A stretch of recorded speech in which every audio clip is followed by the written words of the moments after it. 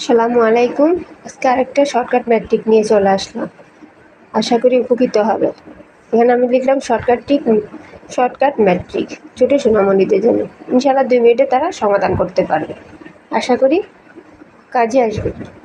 তাহলে আমি কি লিখলাম এখানে 2 মিনিটের সমাধান।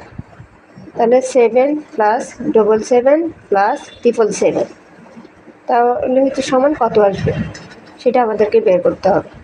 তার জন্য হচ্ছে কি 7 সমান 7 যেহেতু একটা সংখ্যা সেজন্য 1 লিখলাম।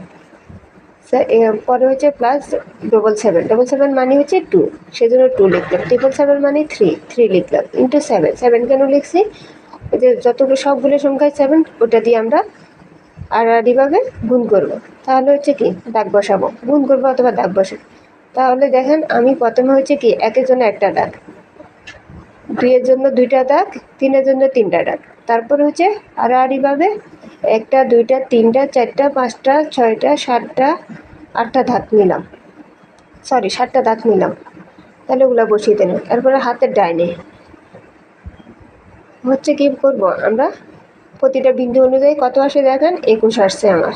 21-এর 1 বসে হাতে আমাদের 2 থাকে 2টা রেখে দিলাম। এরপর হচ্ছে এই আবার বিন্দু অনুযায়ী গুণে দেখবেন কয়টা আসে। 14 আসছে। 14-এর সাথে যদি আমরা 2 যোগ করি 16 আসে। 16 6 বসালাম, আবার 1 রয়ে গেল।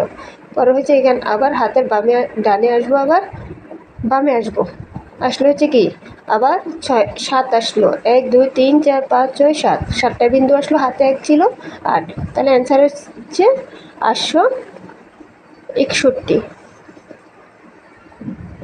ক্যালকুলেশন করে দেখতে পারে, ক্যালকুলেটর ইউজ করে। বাচ্চাদেরকে আশা করি ক্যালকুলেটর ছাড়া ইউজ করা শেখাবেন আসলে,